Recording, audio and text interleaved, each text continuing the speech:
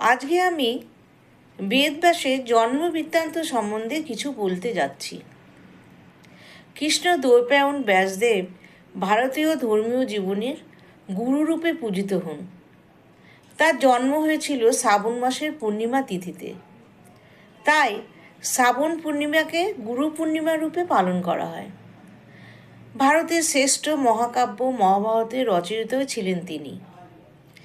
তিনি মহাভারতের নায়কও ছিলেন, কারণ মহাভারতের প্রতিটা ক্ষেত্রে তার উপস্থিতি ছিল। ওনার পিতা ছিলেন ঋষি পরাশর এবং মাতা ছিলেন সত্যবতী। একবার পরাশর তীর্থ করতে বেরিয়েছিলেন। তীর্থ করতে করতে তিনি এক নদীর ঘাটে এসে উপস্থিত হন। কিছু কথা আগে বলি।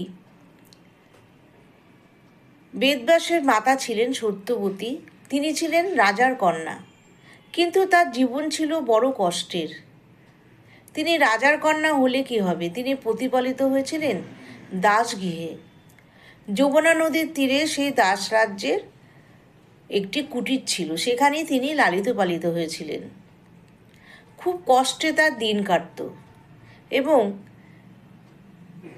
দাস রাজার নির্দেশেই যৌবন বয়স থেকে তিনি যমুনা নদীতে নৌকো চলাচল করতেন এবং সেখান থেকে লোককে এদিক থেকে ওদিকে নিয়ে যেতেন নৌকায় করে। তাই সত্যবতীর গা দিয়ে খুব মাছের গন্ধ বেরোতো।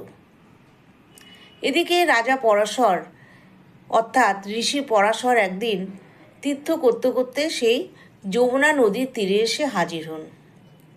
তখন এই অপরূপ সুন্দরী সত্যবতীকে দেখে তিনি তাকে পাওয়ার জন্য প্রার্থনা করেন।